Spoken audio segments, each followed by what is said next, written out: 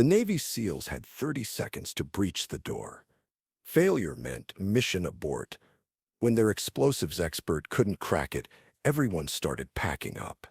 Then the janitor, who'd been mopping nearby for 3 years, asked quietly, "Mind if I try?" What happened in the next 12 seconds changed everything they thought they knew about the invisible woman who cleaned their base. From which city in the world are you watching this video today? If this story resonates with you, consider subscribing for more tales of unrecognized heroes. The fluorescent lights hummed overhead in Building 47 of the Naval Special Warfare Command as Maria Santos pushed her mop bucket down the familiar corridor. The wheels squeaked softly against the polished concrete floor, a sound that had become as routine as breathing over the past 3 years. At 5:30 a.m., the base was still quiet except for the distant sound of early morning PT sessions echoing from the training grounds. Maria moved with practiced efficiency, her movements economical and purposeful. She wore the same navy blue uniform every day, standard issue for civilian support staff, with her dark hair pulled back in a simple ponytail beneath a worn baseball cap. Her ID badge, clipped to her shirt pocket, read M. Santos, Custodial Services, but most people never bothered to read it. To the operators who rushed past her in the hallways, she was simply part of the infrastructure, as invisible and unremarkable as the mop bucket she pushed. The corridor led to the tactical training complex, where the SEALs conducted their breach and clear exercise. Maria had cleaned these floors for 1,095 days, watching from the periphery as teams practiced room clearing, hostage rescue scenarios, and door breaching techniques. She had memorized their routines without trying, absorbed their terminology through osmosis, and observed their methods with the same attention to detail she applied to her cleaning. As she approached the main training bay, voices carried through the reinforced steel door. The tone was frustrated, urgent. Maria paused, recognizing the distinctive sound of a training exercise that wasn't going according to plan. She knocked twice on the doorframe before entering, following protocol to announce her presence. "Cleaning crew," she called softly, though her voice barely carried over the heated discussion taking place around the mock-up facility's centerpiece. A reinforced steel door marked with scorch marks and dents from countless training attempts. Chief Petty Officer Derek Morrison stood with his hands on his hips, staring at the door with undisguised frustration. At 34, Morrison had led hundreds of successful missions across 3 deployments, but this particular training scenario had stumped his team for the better part of an hour. Beside him, Petty Officer First Class Jake Rodriguez examined their equipment with the methodical precision of a man searching for answers in familiar tools. "Time's up," announced Commander Patricia Wells from the observation deck above. Her voice carried the authority of someone who had broken more barriers than doors in her 20-year career, both literal and metaphorical. "Mission abort. Enemy has been alerted. Hostages compromised." Morrison's jaw tightened. This was the 3rd consecutive failure on what should have been a routine breach exercise. The door represented a standard residential entry point, reinforced to simulate real-world conditions their teams might encounter in urban operation. It shouldn't have been impossible, but it was proving to be exactly that. "Sir, request 5 more minutes." Rodriguez called up to the observation deck. "I think I can adjust the charge placement." "Negative," Wells replied. "You've had 45 minutes. In real conditions, those hostages would be dead 3 times over."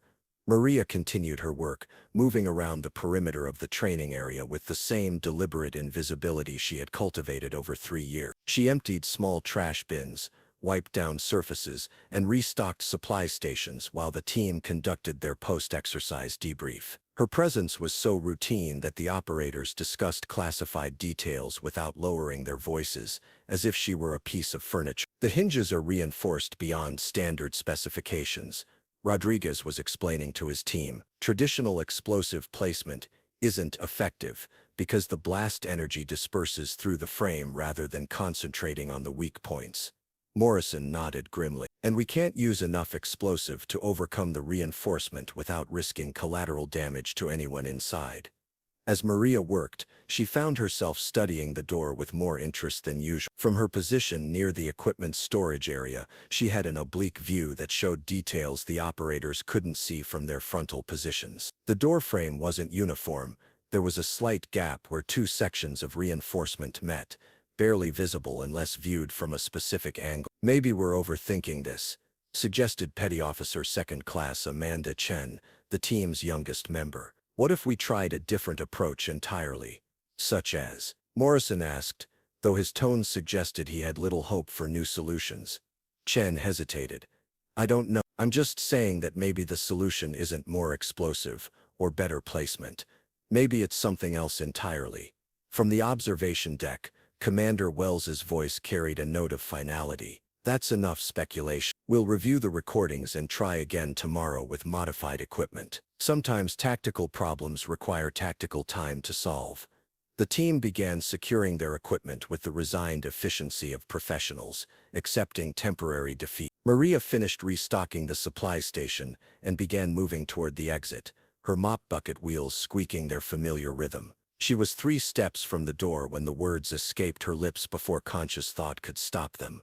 Mind if I try? The training bay fell silent. 6 heads turned toward Maria with expressions ranging from surprise to confusion. For 3 years she had been a background presence in their world, someone who cleaned up after their exercises, but never participated in them. Her sudden vocalization was as unexpected as if one of the equipment racks had spoken. Morrison was the first to recover. I'm sorry, what did you say? Maria felt heat rise in her cheeks as every eye in the room focused on her. She had spent 3 years perfecting the art of invisibility, and in 4 words, she had shattered that carefully constructed camouflage. There was no backing down now. The door, she said, her voice stronger this time. Mind if I try to open it? Rodriguez let out a short laugh. Ma'am, this isn't a stuck pickle jar. This is a reinforced training door designed to simulate real-world breach scenarios. I understand that, Maria replied, surprising herself with her calm tone. But you've been trying the same approaches for 45 minutes. Sometimes a fresh perspective helps. From the observation deck, Commander Wells leaned forward with interest rather than dismissal. What kind of fresh perspective, Ms. Santos? Maria Santos. She had never spoken her name aloud in this room before. I've been watching these exercises for 3 years. I might have noticed something you missed. Morrison exchanged glances with his team members. The suggestion was unusual, potentially unprecedented, but their current approach had yielded 0 results. Commander, he called up to Wells. Wells considered for a moment. Maria could see the calculation happening behind the commander's eyes, weighing protocol against pragmatism, considering what they had to lose versus what they might gain. Ms. Santos, are you familiar with explosive devices? No, ma'am, Maria answered honestly. But I don't think explosives are the answer to this problem. The training bay erupted in skeptical murmurs. Rodriguez shook his head. Ma'am, with all due respect, this door requires a controlled explosive breach. There's no other way to. There's always another way. Maria interrupted, then immediately regretted the boldness of cutting off a Navy SEAL. I'm sorry, I didn't mean to interrupt. It's just that I've seen construction crews work on similar doors during base renovation. Sometimes the solution isn't going through the door. Sometimes it's understanding how the door works. Morrison's expression shifted from skepticism to curiosity. What do you mean? Maria took a deep breath, committing fully to a course of action that would forever change her relationship with these operators. The reinforcement on this door isn't uniform. There's a seam where 2 sections meet, about 18 inches from the top hinge. The gap is maybe 2 millimeters, but it's there. Chen stepped closer to the door, examining it from the angle Maria had indicated. I don't see. Wait. She ran her finger along the frame. There's something here, a slight inconsistency in the surface.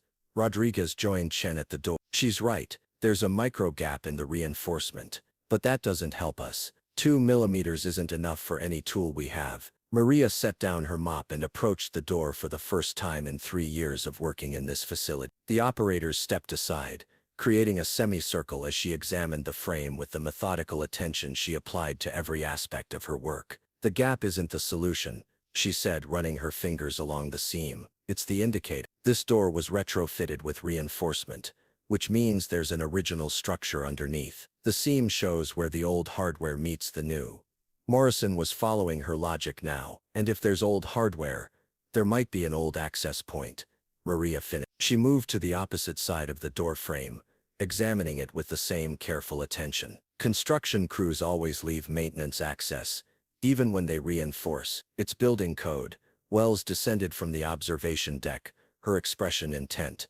Santos, are you suggesting there's a secondary access point we've overlooked? Maria nodded, then moved to a section of the wall adjacent to the door frame. To the operators, this wall appeared identical to every other section of the training facility, plain painted concrete with no distinguishing features. But Maria had cleaned every inch of this room for 3 years, and she knew its secret. Here, she said, pressing her palm against what appeared to be a solid wall section. A rectangular outline became visible as her pressure revealed the edges of a concealed panel. Maintenance access to the door mechanism. It was painted over during the last renovation, but it's still functional. The training bay fell completely silent as Maria demonstrated the existence of a feature that had been invisible to operators who had trained in this room for years. She applied pressure to specific points along the panel's edge, and with a soft click, it swung open to reveal the door's internal mechanism.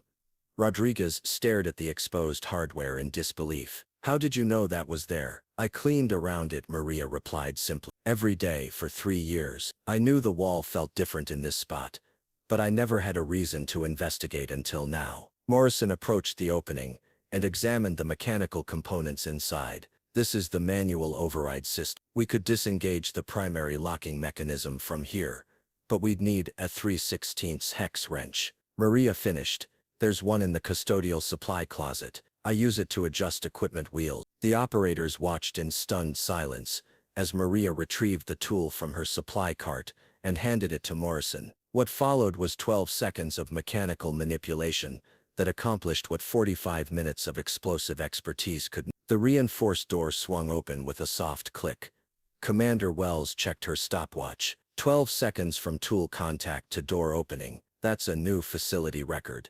The training bay remained silent as the implications of what had just occurred settled over the team. An exercise that had defeated elite operators had been solved by the custodial staff member they had overlooked for 3 years. The solution hadn't required advanced training, sophisticated equipment, or tactical expertise. It had required observation, patience, and a willingness to look beyond the obvious. Ms. Santos, Morrison said, his voice carrying a tone of respect that hadn't been there 10 minutes earlier. How long have you known about that access panel? Maria considered the question carefully. I've known the wall felt different for about 2 years. I figured out it was a panel maybe 6 months ago, but I only realized it might be relevant to your training exercises this morning. Rodriguez shook his head in amazement. You've been watching us struggle with this door for months, and you never said anything. It wasn't my place, Maria replied, the practiced invisibility of 3 years reasserting itself. I'm custodial staff. You're operators.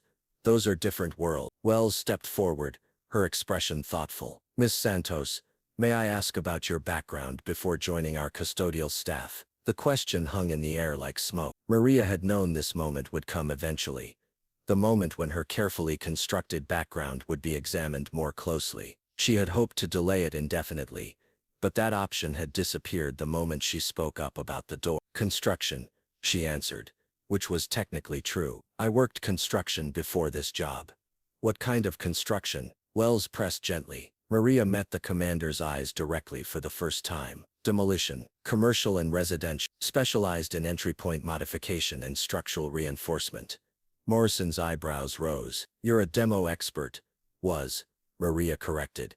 I left that field when I took this position. The training bay fell quiet again as the operators processed this information. Rodriguez was the first to speak. Ma'am, with respect, why would someone with demolition expertise take a custodial position on a military base? The question touched the core of why Maria had spent 3 years perfecting invisibility. She had come to this base seeking anonymity, distance from a previous life that had become too complicated to navigate. The custodial position offered steady work, regular hours, and most importantly, the ability to blend into the background of a world where her specific expertise wasn't required or questioned.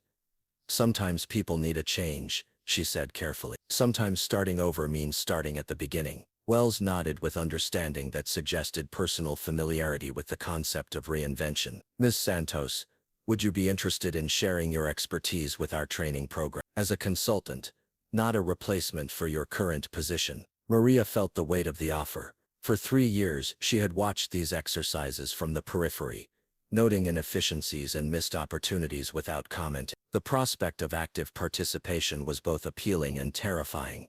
What would that involve? She asked. Reviewing our breach training scenarios. Morrison answered. Identifying blind spots we might have missed, bringing a construction perspective to tactical problems. Chen added.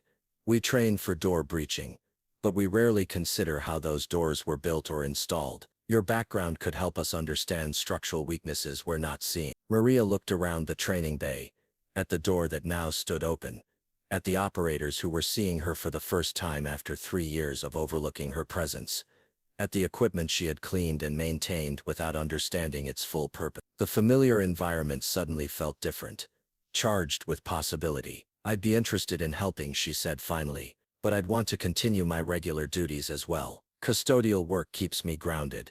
Wells smiled. I think we can arrange. Consider it a dual role. Facilities maintenance and tactical consultation. As the team began securing the training area, preparing for the next group's exercise, Maria returned to her mop bucket, but the familiar routine felt different now. The operators nodded acknowledgement as she worked, no longer treating her as invisible infrastructure, but as a colleague with valuable expertise. Rodriguez approached as she cleaned the area around the door. Ma'am, I have to ask, in 3 years of watching our exercises, what other problems have you noticed that we might want to address? Maria paused her mopping, considering the question seriously. Your room clearing techniques are efficient, but you're not accounting for furniture placement variations. Most of your scenarios assume standard residential layouts, but real-world situations involve custom configurations that could affect sightlines and movement patterns. Morrison overheard and joined the conversation. You've been analyzing our tactical approaches. Not analyzing, Maria corrected. Observing. When you clean the same spaces repeatedly, you notice patterns. You see what works and what doesn't. Chen looked up from her equipment. What else have you noticed? Your equipment maintenance is excellent, but your storage protocols create unnecessary retrieval delays. Maria continued, warming to the subject. 30 seconds doesn't sound like much, but in tactical situations, 30 seconds can determine mission success. Wells, who had been listening from across the room, approached the group. Ms. Santos, I think we're going to benefit significantly from your perspective. Would you be available for a more comprehensive review tomorrow?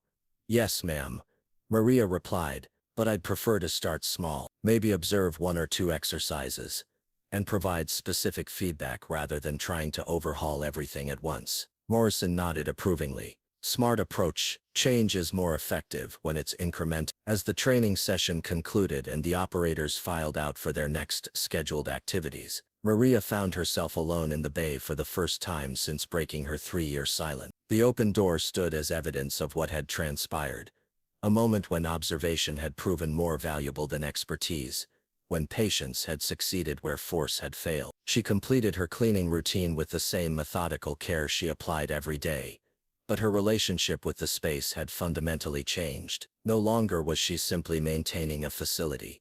She was contributing to its purpose. The distinction mattered more than she had expected. The following morning brought a new dynamic to Building 4. Maria arrived at her usual time, but instead of immediately beginning her custodial rounds, she found Morrison waiting near the training bay with a clipboard and coffee. Morning, Santos, he greeted her, using her name for the first time in 3 years. Ready for our review session? Good morning, Chief Morrison, she replied, accepting the offered coffee with surprise. What exactly are we reviewing? Everything, Morrison said with a grin. Wells wants a comprehensive assessment of our training protocols from someone with your unique perspective. We're starting with door breach scenarios and expanding from there. As they entered the training bay, Maria noticed several changes from the previous day. Additional equipment had been arranged around the perimeter, multiple door configurations had been set up, and a video recording system had been positioned to document the proceedings. This seems more elaborate than I expected, Maria observed. Word travels fast in the naval special warfare community, Morrison explained. When a custodial staff member solves a problem that's been stumping operators for months, people take notice. We've got observers coming from other units who want to see what else we might be missing. Over the next 3 hours, Maria watched as different teams attempted various breach scenarios. Her perspective as someone who understood construction principles but wasn't locked into tactical doctrine, proved invaluable. She identified structural weak points that operators overlooked, suggested alternative entry methods based on building design, and pointed out equipment modifications that could improve efficiency. Most importantly, she demonstrated the value of seeing familiar problems from unfamiliar angles. Her success wasn't due to superior training or advanced technology. It was the result of patient observation and willingness to question assumptions that had gone unchallenged for years. "The thing is," Maria explained to a group of operators during the afternoon debrief, "you've all been trained to think like warriors, which is exactly what you should be. But sometimes problems require thinking like builders, or maintenance workers, or even janitors. Different perspectives reveal different solutions." Rodriguez nodded thoughtfully. "It's like that old saying about having a hammer and seeing everything as a nail. We're so focused on explosive breaching that we stop considering other options." "Exactly," Maria agreed. "Your tactical skills are exceptional, but they're most effective when combined with comprehensive understanding of the environments you're operating in." Commander Wells, who had observed the entire session, approached Maria as the day concluded. "Ms. Santos, I've received approval to formalize your consulting role. Would you be interested in developing a training module that combines construction expertise with tactical application?" The offer represented a significant departure from the invisible existence Maria had cultivated for 3 years, but the events of the past 2 days had demonstrated something she hadn't expected: that her desire for anonymity had been masking a deeper need for meaningful contribution. "I'd like that," she said, "but I want to maintain my custodial duties. Those 3 years of observation taught me things I couldn't have learned any other way. I don't want to lose that perspective." Wells smiled. "Agreed.